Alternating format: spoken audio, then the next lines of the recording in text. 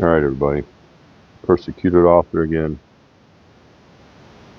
I've tried to, I wanted to change things up a little bit from my other videos, just so you know that I'm not just concentrating on fools and idiots who work for us. And I'm not one of those extremists or anything. I'm just tired of the wrongdoings and kids paying the price. But anyways, so I'm doing this because I've been working on this Camry.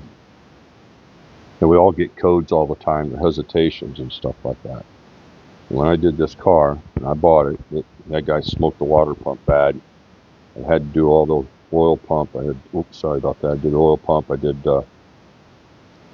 timing belt, of course, seals. I did everything. And water pump, yeah. We went up here and I did the sensors, the temp sensors. I put map sensor in back here. These are really hard to do some of the work back here in the back. I did the map sensors and I did the EGRs. And I leave these hanging because of the fact that if it's a faulty thing, I can just pop it back off again. I run it for a while because today's parts don't last.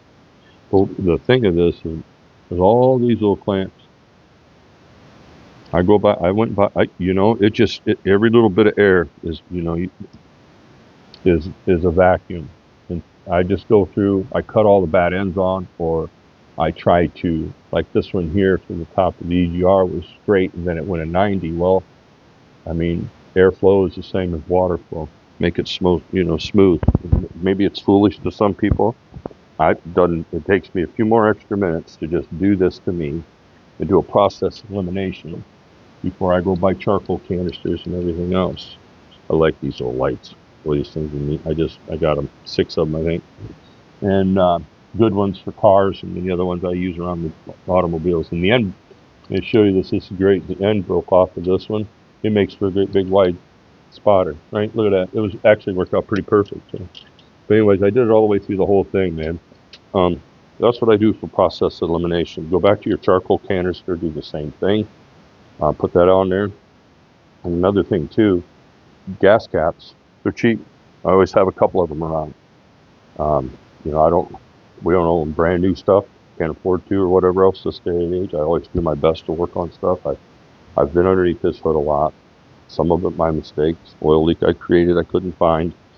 Oil pan gaskets I make my own. Did everything through finally at 98,000 miles and it's a clean car that I'll be rocking.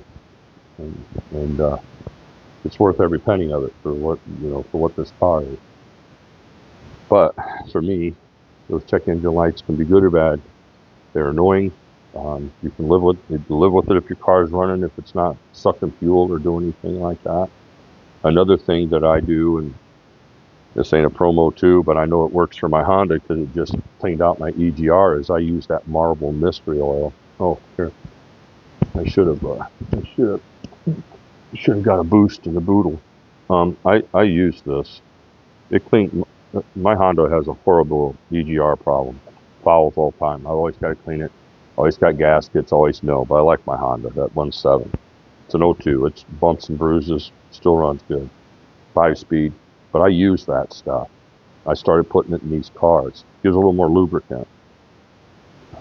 And I know the Honda was smoking the other day, so I hope that's a good sign. But I took the EGR out. It was clean. I wish I'd have done a video for that. But everything's about emission and your fuel, where you're getting your gas at. Pay attention who you're buying your gas at. Sometimes buying gas for 10 cents cheaper a gallon really isn't paying off sometimes. I'm not a master pro at anything like that, but I switch things up a little bit because a good car can be finicky.